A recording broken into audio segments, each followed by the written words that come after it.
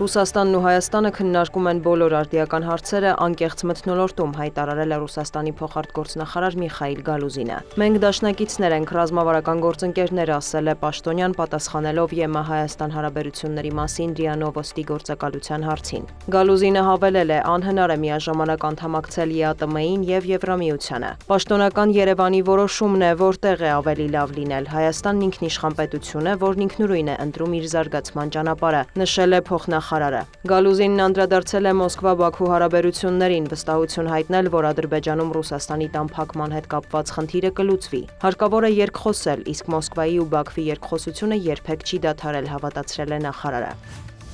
Չնայած կրակը դադարեցնելու պատրաստակամության մասին Կիևից և Մոսկվայից հնչող հայտարարություններին կողմերը շարունակում են փոխադարձ հարձակումները։ Հայտնի է, որ ռուսական ուժերը հարվածել են Խարկովին և Դնեպրին։ Թիրախում է հայտնվել Կրիվոյ Ռոգը, քաղաքացիական ենթակառուցվածքներ են վնասվել, կան զոհեր և վիրավորներ։ Վոլոդիմիր Զելենսկին կոչ է արել Արևմուտքին ճնշում գործադրել Մոսկվայի վրա դադարեցնելու Ուկրաինայի տարածքներին հարվածները։ ՌԴՊՆ տվյալով էլ ուկրաինական ուժերն անցած գիշեր տասնյակ անօդաչուներ են արձակել մասնավորապես Բրյանսկի, Օրյոլի, Կուրսկի, Կալուգայի, Բելգորոդի, Սմոլենսկի մարզերի ուղղությամբ։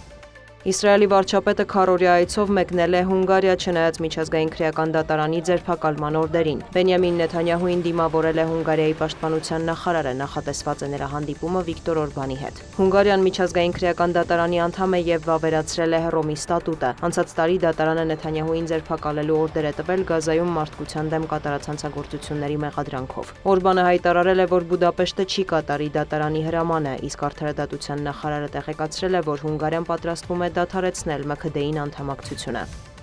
Մյանմարում երկրաշարժի զոհերի թիվը հասել է 3090-ի, վերջին պաշտոնական տվյալով տուժել է ավելի քան 4700 մարդ, 300-ից ավելին համարվում է անհետ կորած։ Որոնողափրկարարական աշխատանքները շարունակվում են։ Մարտի 28-ին Մյանմարում 7.7 մագնիտուդ ուժգնությամբ երկրաշարժ է գրանցվել, ցնցումները զգացվել են հարևան երկրներում, այդ թվում Թայլանդում։ Ավերիչ երկրաշարժից հետո Մյանմարի իշխանությունը մարտի 31-ից ապրիլի 6-ը համազգային սուգ է հայտարարել։ Կանխատեսումներ կան, որ առաջիկայում երկրաշարժից տուժած շրջաններում կարող են հորդեռատ անձրևներ տեղալ, ինչը կբարդացնի փլատակներում գտնվող մարդկանց որոնման աշխատանքները։ Դիանա Գասպարյան, լուրեր։